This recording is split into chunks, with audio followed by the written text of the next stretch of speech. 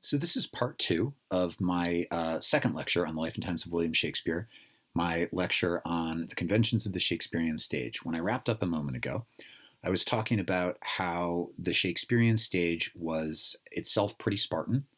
Uh, no props, no background materials of any kind, but the costumes themselves were gaudy.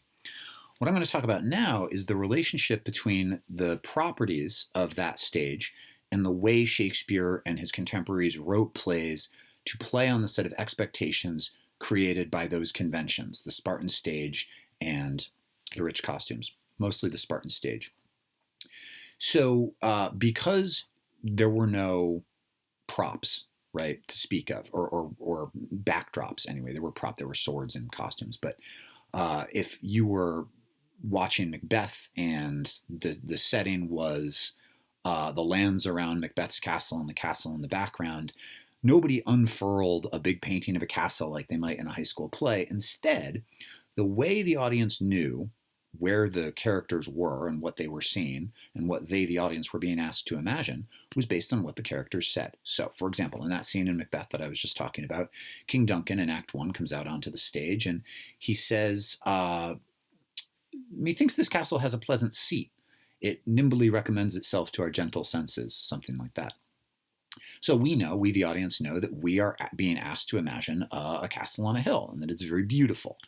Now, Shakespeare does this constantly, and this is something that we're all familiar with. If you have ever read a novel, right, where you read descriptions of a setting and you imagine that setting, this really isn't any different. It's not difficult to do. It's not something that, oh, they did it back in the day. They didn't have any technology. We would never do that now. No, anytime anybody tells you a story, this is what you do. So it's a very human thing.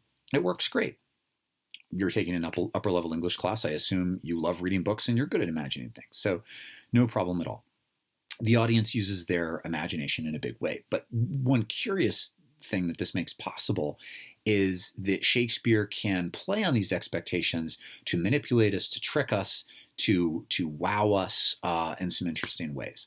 For example, this is my favorite one, actually. And there's a great moment in King Lear, right, where the Duke of Gloucester, who is this heroic character who has been tragically blinded and he's worked so hard to be a good guy, believes that he's totally ruined. And he goes to this companion character and he asks this companion character to bring him to a very high cliff. And the companion character has worked out what we, the audience, have worked out, which is he plans to throw himself off. He doesn't think he has anything left to live for. And the companion character dutifully agrees, although he's really hesitant about it. And when they get to the cliff, the companion character tells Gloucester can't see anything. And so he says, well, tell me what the situation is. And this character describes the wind rushing up the cliff and the terror of peering over the edge and the people like ants far below and, the horror of being at the edge of a precipice that's very, very high up. And Gloucester thanks him for his service and asks him to give him some privacy. And then Gloucester jumps. And we, the audience, think that we are witnessing the suicide of Gloucester because we believe, just as Gloucester believes, that his companion has just given him a true account of events because we depend on that for the Shakespearean stage to function. But, unbeknownst to Gloucester and to us, this companion character, knowing Gloucester's plan, has tricked him. And really, Gloucester is standing on a hillock, like 2 feet off the ground. So he jumps, he lands, and then this companion character comes running back and says in a different voice that he's just witnessed a miracle. He tells Gloucester that he was just passing by and that he saw Gloucester throw himself off this cliff and that he has somehow survived as a result of divine providence. That is, he's been spared by God for a purpose. And this convinces Gloucester that he must have a special reason to go on living, that God still has a plan for him. And it's pretty cathartic. It's an exciting moment, and it works specifically because of the conventions of the Shakespearean stage. It's really hard to pull that off in a film production of King Lear and have it work the same way, because in a film production, it's goofy, right? With the audience is in on it from the beginning. It doesn't work the same. Other Shakespearean special effects consist of sounds, right? So there's an area under the stage called the hell. The stage itself, the raised stage, is hollow. And there's a trapdoor on the stage where uh, actors who are playing ghosts or spirits can rise up. You may remember that scene in Macbeth where a head rises up out of a cauldron. Well, the way they would have done that, an armed head, it's wearing a helmet, is they would have had a cauldron with no bottom over that trapdoor on the stage. And at the critical moment, the trapdoor would open and the witches are there and Macbeth is talking to the cauldron and a head rises out of the cauldron, right? Very cool. There were a lot of sound special effects. They would shake big pieces of foil to create the sound of lightning. They even had some pyrotechnics. I think I mentioned already that in one of the Henry plays, they set the stage on fire and burned the whole theater down. So, you know, some pretty cool effects in that sense, but certainly much more limited to what we're accustomed to today. But even though Shakespeare's plays were not realistic, it doesn't mean that they weren't real in a very important way, right? Shakespeare didn't know anything about Danish medieval history, or if he did, he didn't care, right? You won't learn anything about Danish medieval history from reading Hamlet, nor will you learn a great deal about life in ancient Rome by reading Antony and Cleopatra or Julius Caesar. Shakespeare's Roman plays feature characters telling one another to unbutton their doublets, and the final scene, Romans didn't wear doublets. It was a fashionable garment in the Elizabethan era. And the final scene in Hamlet features a duel between two men fighting with rapiers, a weapon that was invented barely 100 years before Shakespeare was writing, and he would have known that. It was a very modern weapon. There were no rapiers in Hamlet's day. The equivalent would be if a filmmaker made a movie about the American Revolution that featured people running around with AK-47s, wearing body armor and calling each other on their cell phones. Shakespeare doesn't care about historical authenticity. That's not what it's about, right? It doesn't mean it's not about real life. The space under the stage I mentioned was called the Hell. Well, the stage, which was open to the sky and a round ring, was nevertheless rimmed by a ceiling which covered the wealthier patron in the galleries. That ceiling was called the Heavens, and on it were painted the constellations. And so, not to be too heavy-handed about it, but Shakespeare's contemporaries would have watched their fellow citizens pretending to be these characters, swearing oaths, murdering one another, falling in love in between the two celestial possibilities of heaven and hell.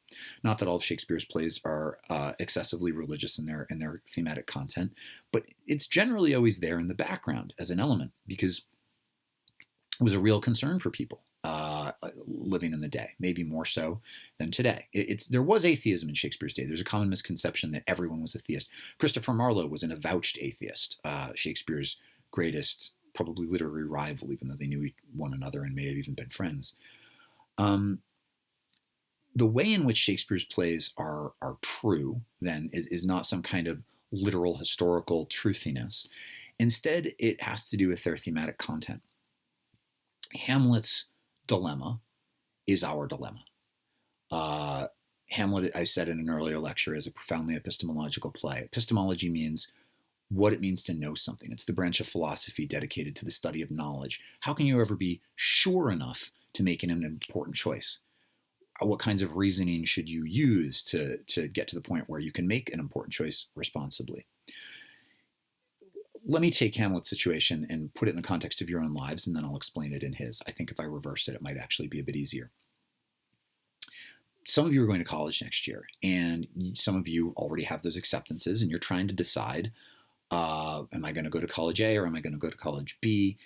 And the truth is, that'll probably have a big impact on your life. It could be. Lots of people meet future husbands and wives in college. They meet somebody and it leads to something that leads to a particular career. It might be that as you waffle between those colleges, there are future children who are blinking in and out of existence depending on the choice you make. But this shouldn't panic you because no amount of thinking about this or trying to figure out what's true is ever going to reveal to you those futures. Those futures are unknowable. But part of what it means to be human is to live in a world in which you have to make choices on which nothing less than everything depends, and there's no way for you to know for sure what's true about the world and therefore to make the best choices, right? You make a choice, but how meaningful is a choice when you don't really know what you're choosing, right? Hamlet's situation is he's been approached by a spirit who might be the ghost of his father, or it might be a demon, and told to do something, if it's not justified, really bad. And he spends a great deal of the play trying to figure out if there's a way he can know for sure that what the demon has told him, or the ghost, whatever it may be, the spirit, is the truth, and therefore avoid either failing to do something that his father's ghost needs him to do, or avoid consigning himself to hell for all of eternity for being tricked by a demon into committing a murder. Spends the whole play trying to figure it out. No amount of thinking about it and reasoning and using logic is ever able to provide absolute certainty, but then he has to make a choice anyway. How do you live in a world where you have to make those choices? You can't know for sure what their outcomes will be, and nothing less than everything depends on it. That's what we're going to be exploring as we read this play, because that's what this play is about. So even though Shakespeare's plays might not be historically accurate, they might not be intended to be realistic, they're hyper real, they're nevertheless profoundly true in the way that myth is profoundly true. And it is probably for this reason that Shakespeare's plays are still enacted, remembered, and well loved today, whereas those of his contemporaries, like that Christopher Marlowe fellow that I mentioned earlier, are now read largely exclusively by graduate students studying literature. Because there is something in Shakespeare's plays that does seem to be timeless. And in my third and final lecture on the life and times of William Shakespeare, where I'll be talking about his reputation through the ages, I'll be picking up with this idea. What is it exactly about Shakespeare that is timeless, that makes Shakespeare Shakespeare?